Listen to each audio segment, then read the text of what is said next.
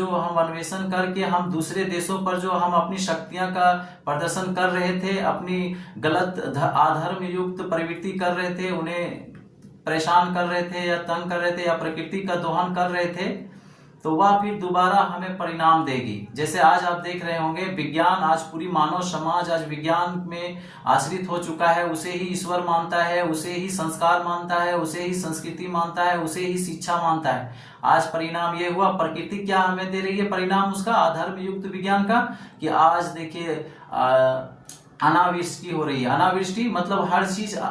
हर चीज नियम से नहीं हो रही है। जैसे अनावृष्टि का अर्थ है कि अनियमित बारिश, यानी कि कभी उसका कोई समय अवधि नहीं।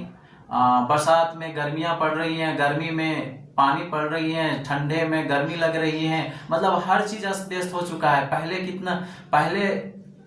विज्ञान नहीं था, लेकिन पहले था क्या, हम प्रकृति को समझते थे, हम प्रकृति की हर एक घटनाओं को समझते थे, और उस घटना से हमें अगर कुछ गलतियां होती थी मानव समाज में, तो वो अपने समाज में वो जितना उनको कर्तव्य होता था, जितना उनमें क्षमता होती थी, उतना प्रकृति के लिए वो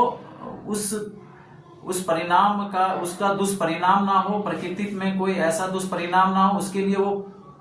प्रयास करते थे। लेकिन आज विज्ञान के युग में क्या हो रहा, अथाह सुख के लिए, अथाह स्वार्थ के लिए, वो अथाह मतलब सुख की अति हो गई है, हर चीज सुख की अति हो गई है।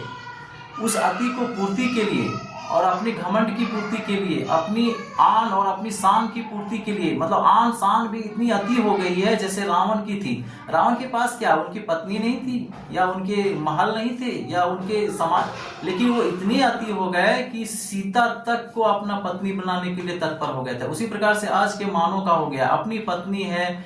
अपना एक समाज है, उनमें घर, उनके जो मौलिक जो आवश्यकता है वो पूर्ति हो रही है, जैसे भोजन, कपड़ा, मकान, आरामदेह घर, आरामदेह नौकरी। लेकिन उसके बावजूद भी वो इतने अति के वो आदी हो गए हैं कि वो